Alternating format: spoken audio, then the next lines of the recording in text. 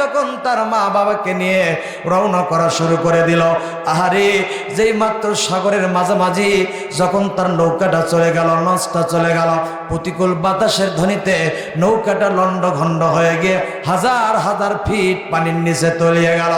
ওই নৌকার মাঝি মানলাম হাফেজ সাহেবের মা বাবা সাগরের পানিতে চুবে চুবে মারা যায়, কিন্তু আল্লাহর বান্দা হাফেজ আবুল বারাকাত মরে না। একবার ঢের তালে তালে উপরে ওঠে আর একবার নিচে নেমে যায়। সুবহানাল্লাহ বলেন। হাফেজ আবুল বারাকাত ঢের তালে তালে উপরে ওঠে আর একবার নিচে নেমে যায়, আর আল্লাহর কাছে ডাক দেয়, বলে আল্লাহ আপনি বলেছেন ইন্না নাহনু নাযালনা যিকরা ওয়া ইন্না লাহু লাহাফিজুন। আল্লাহ আপনি কালামুল্লাহ শরীফ নাজিল করেছেন, হেফাজতের দায়িত্ব আল্লাহ আপনি নিজেই গ্রহণ করেছেন। আল্লাহ আমি একজন জিন্দা কোরআন, আল্লাহ আমার সিনার মধ্যে 30 পারা কোরআন, আয় আল্লাহ মেহেরবানি করে আল্লাহ এই সমুদ্রের মধ্য থেকে তুমি রব্বুল আলামিন আমার হেফাজত করো। আল্লাহর দরবারে দোয়া কবুল হয়ে গেল। হাফেজ আবুল বারাকাত দেখতে পারলেন তার সামনে যেন কোর থেকে একটা তক্ত ভেসে আসলো। হাফেজ আবুল বারাকাত তক্ততে ওঠে, 2 হাত দিয়ে পানি টেনে টেনে মালদ্বীপের কিনারায় পৌঁছে গেলেন। মালদ্বীপের কিনারায় পৌঁছে যাওয়ার সঙ্গে সঙ্গে মা হাফেজ আবুল বারাকাত দেখতে পাচ্ছেন মালদ্বীপে খালি মন্দির আর মন্দির, কোথাও কোনো মসজিদ নাই, কোথাও কোনো মসজিদ নেই, খালি মন্দির। সমস্ত মন্দিরে মন্দিরে হিন্দুরা পুজো দিচ্ছে নবম নবম। আশিক বাদান শ্রী সাটাং মোহাম্মদাং লাইলং ইল্লাল্লাহ কালেমাতা তাওহীদাং শ্রীরাম শ্রীপতি অসমন্ড জয় জয় নসাই নসাই নবম নবম আশিক বাদাং শ্রী সাটাং মোহাম্মদাং লাইলং ইল্লাল্লাহ কালেমাতা তাওহীদাং শ্রীরাম শ্রীপতি। ওম শান্তি ওম শান্তি, জোরে বলেন নাউযুবিল্লাহ। সৃষ্টিকে মানুষ স্রষ্টা ভেবে পূজা মণ্ডপে নিয়ে ভক্তি জানাতো সবাই মিলে স্বয়ং ঘরে গিয়ে। ভ্রান্ত পথের মানুষগুলোকে কে ভাঙ্গালো ভুল, সে তো অন্য কেহ নয় কো ধরায় মুহাম্মদ রাসূল। হাফেজ আবুল বারাকাত যখন দেখতে পারলেন একজন ব্রাহ্মণ যেন 350 হিন্দুকে নিয়ে মন্দিরের মধ্যে পূজা দিচ্ছে, হাফেজ আবুল বারাকাত যখন মন্দিরের দরজার সামনে দাঁড় হয়ে গেলেন, দাঁড় হয়ে যাওয়ার সঙ্গে সঙ্গে ব্রাহ্মণ পূজা বন্ধ করে দিল। বন্ধ করে দিয়ে ডাকবে, বলে ভাইয়েরা আজকের মতো আর পূজা হবে না। বলে কেন হবে না? বলে আমাদের মধ্যে একজন মেহমান ঢুকে পড়েছে, এই মেহমানের পরিচয় না নেওয়া পর্যন্ত আজকের মতো আর পূজা হবে না। ডাক দিয়ে বলে বেটারা তোমার বাড়ি কোথায়? বলে আমার বাড়ি মক্কা মদিনায়। বেটা তোমার নাম কি? বলে আমার নাম হাফেজ আবুল বারাকাত, আমি জাতিতে মুসলমান, আমার সিনার মধ্যে 30 পারা কোরআন। যেই মাত্র বলছে, বলার সঙ্গে সঙ্গে ব্রাহ্মণ ডাক দে বলে, ও বেটা হাফেজ আবুল বারাকাত, আমাদের মালদ্বীপের একটা রীতি আছে, রেওয়াজ আছে।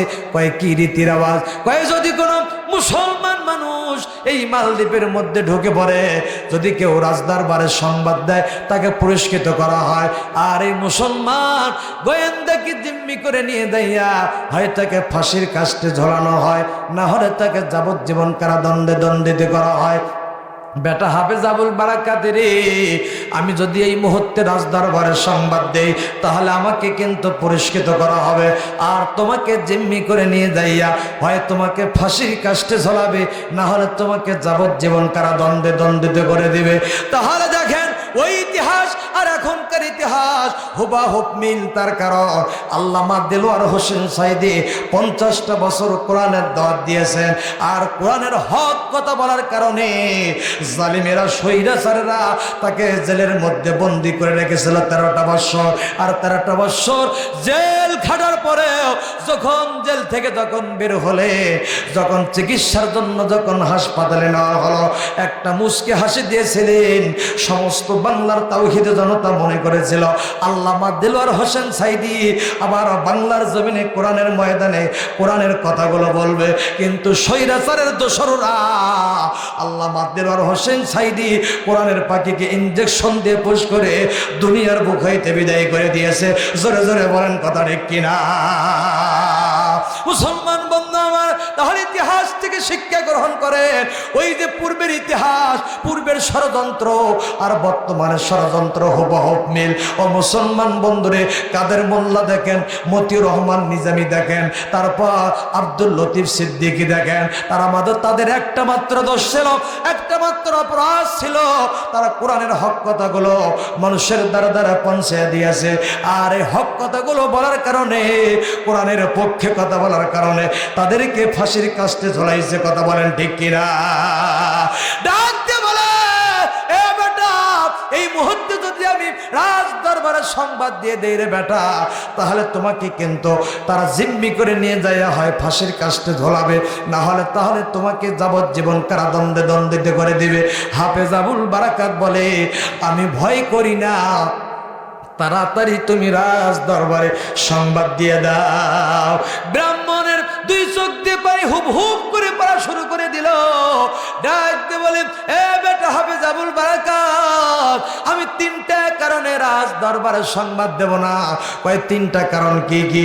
কয় এক নাম্বার কারণ তুমি মুসলমান, দুই নাম্বার কারণ তোমার সিনের মধ্যে 30 পারা কোরআন, আর 3 নাম্বার কারণ এ বেটা হাফেজ আবুল বারাকাত, আমি ব্রাহ্মণ বলে দিলাম, এই মালদ্বীপে আসমানের নিচে জমিনের উপরে এত সুন্দর ফুটফুটে চেহারার যুবক আমার জীবনে আমি ব্রাহ্মণ কখনো দেখি নাই।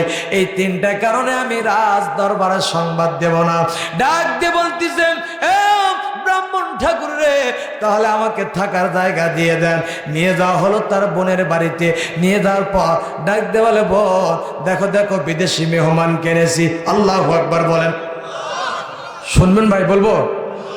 ডাক দিয়ে বলেন, ও বোন রে, দেখো দেখো, বিদেশি মেহমান কিনেছি, বিদেশি মেহমান এনেছি, একটু থাকার জায়গা দিয়ে দেন, আর একটু খাওয়ানোর ব্যবস্থা করে দেন।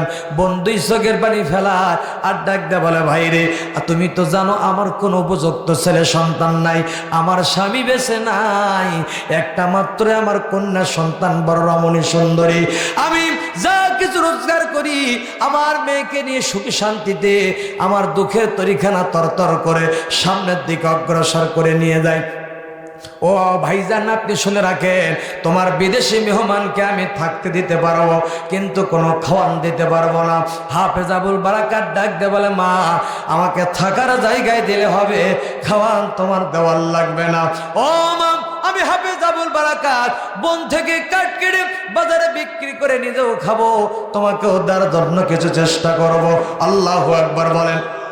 হাফেজ আবুল বারাকাত বন থেকে কাঠ কেটে বাজারে বিক্রি করে নিজেও খায়, বুড়িকে দেওয়ার জন্য কিছু চেষ্টা করে। দেখতে দেখতে বুড়ির সঙ্গে হাফেজ সাহেবের একটা সম্পর্ক কায়েম হয়ে যায়। 6 মাস যখন অতিবাহিত হয়ে যায়, আসরের নামাজের অন্তে হাফেজ আবুল বারাকাত দেখতে পাচ্ছেন ওই বাড়ির মধ্য থেকে যেন কান্নার গুনগুন গুনগুন আওয়াজ আসে। হাফেজ আবুল বারাকাত মনে মনে চিন্তা করে, আল্লাহ 6 মাস হলো বুড়ির সঙ্গে আমার একটা সম্পর্ক কায়েম হয়ে গেছে, আল্লাহ 6 মাস কালে কোনোদিন তো বাড়ির মধ্য থেকে কান্নার আওয়াজ শুনি নাই, আল্লাহ আজকে কেন হঠাৎ করে কান্নার আওয়াজ শোনা যাচ্ছে? ডাক দেওয়ালে, মা কেন কান্দো বুঝতে পারি না। ডাকতে বলে, বেটা হাফেজ আবুল বারাকাত, এত বড় বিশাল বিপদ আল্লাহ যেন কাউকে না দেয়। ডাক দেওয়ালে, মা গো কি বিপদ আমাকে একটু খুলে বলো। ডাক দিয়ে বলে, বেটা রে, খুলে বললে তুমি কি সমাধান করতে পারবা? বলে, মা বলে দেখো না কেন। ডাক দিয়ে বলে, বেটা আমাদের রাজ দরবারে বিশাল একটা কেন্দ্রীয় মন্দির আছে। কি আছে? বিশাল একটা কেন্দ্রীয় মন্দির আছে। আর এই মন্দিরের মধ্যে আমাদের বিশাল বিশাল দেবতা আছে। আমাদের মালদ্বীপের রীতি হলো, রেওয়াজ হলো, প্রত্যেক মাস মাস একটা করে কুমারী মেয়েকে জীবিত অবস্থায় সন্ধ্যাবেলা ওই মন্দিরের মধ্যে আমাদের দেবতার কাছে ভোগ দিতে হয়, ভক্তি দিতে হয়, উপহার দিতে হয়। আর যে মেয়েটাকে সন্ধ্যাবেলায় মন্দিরের মধ্যে দেওয়া হয়, সকালবেলা তাকে আর জীবিত পাওয়া যায় না, মৃত অবস্থায় তার ডেড বডি বের করে আনা হয়, আর তার লজ্জাস্থান থেকে তাজা রক্ত বের হয়ে আসে। রে বেটা, কে যেন মন্দিরের মধ্যে মেরে ফেলে, বুঝতে পারি না। এত যাবত যত মেয়েগুলাকে মন্দিরের মধ্যে দেওয়া হয়েছে, সব মেয়েগুলা সকালবেলা তার ডেড বডি বের হয়ে আসছে। ও বেটা হাফেজ আবুল বারাকাত, আমি এই জন্য কান্দি রে বেটা, আমার কান্নার কারণ একটাই, একটা মাত্র আমার কন্যা সন্তান বড় রমণী সুন্দরী। বলেন তো, যদি গরিব ঘরের মেয়ে হয়, মেয়ে যদি সুন্দরী হয়, অনেকেরই কিন্তু নজর পড়ে, কথা বলেন ঠিক কিনা? বেটা হাফেজ আবুল বারাকাত, এই জন্য কান্দি। এ বেটা, আমার কান্নার কারণ একটাই, ওরা রাজ দরবারে লটারি করে কোন দিন আমার মেয়েকে রাজ দরবারে মন্দিরের মধ্যে দিবে, কিন্তু আমার মেয়েটার নাম কখনো কোন মাসে রাজ দরবারে লটারির মধ্যে ওঠে নাই। এই মাসে হঠাৎ করে আমার মেয়ের নামটা মন্দিরের মধ্যে লটারিতে উঠে গেছে। বেটা এই জন্য কান্দি, আগামীকাল আমার মেয়ের মন্দিরে যাওয়ার দিবস। কোথায় যাওয়ার দিবস? মন্দিরে যাওয়ার দিবস। বেটা যখন মন্দিরের মধ্যে দিয়ে দিবে, দিয়ে দেওয়ার সঙ্গে সঙ্গে সকালবেলা আমার মেয়েটার